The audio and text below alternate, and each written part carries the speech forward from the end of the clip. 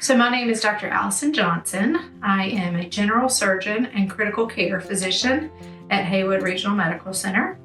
I initially became interested in general surgery because I love the idea of having a problem and being able to fix it for a patient. And as I went through my residency, realized that I enjoyed critical care as well. They tend to be the sickest patients in the hospital, and I love the idea of being able to help them get well and recover.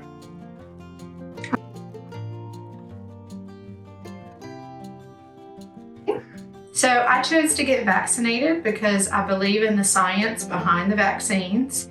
The vaccines are designed to help your body recognize a foreign pathology and get a jump start on being able to fight it off before it becomes a severe infection.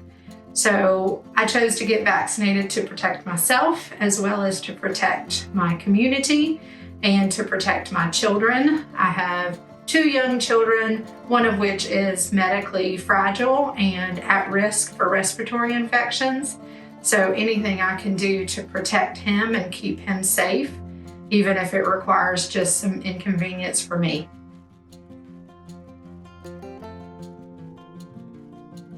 So there's a lot of misinformation out there about vaccines, and I would highly encourage patients to discuss vaccines with their trusted physicians because they can often discuss those myths that are out there or discuss what scientific data is out there that we know about already.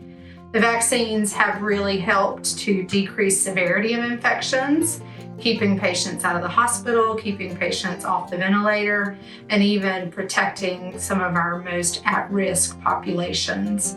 So I would highly encourage you to discuss it with your primary care doctor or another trusted physician because the data shows that vaccinated patients have less severe infections, and really we can protect those people in our community that are the vulnerable populations.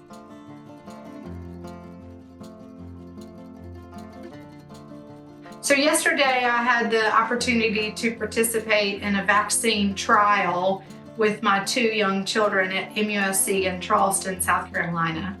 My husband and I drove about 600 miles to take our 10-year-old and 7-year-old to participate in this trial for children that are younger than 12.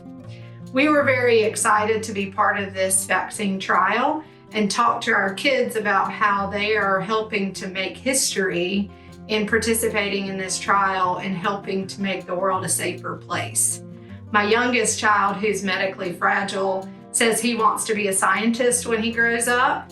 And so we were informing him that he was actually starting his first scientific trial this year in order to try to protect those around him that are at risk as well.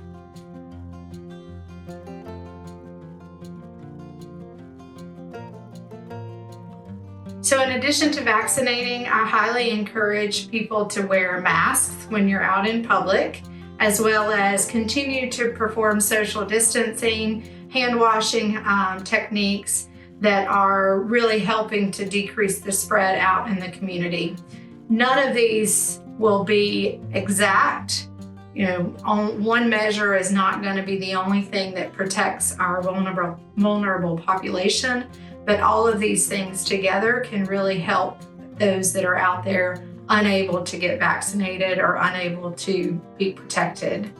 So just like if you were driving your car, if you have good brakes, if you have airbags, if you have seat belts, all of these things work together to protect you should you get in a crash. That's what these mitigation strategies are doing. The masks are not perfect, but they, in conjunction with washing your hands, social distancing, and hopefully considering vaccination, can really help work together to protect our population.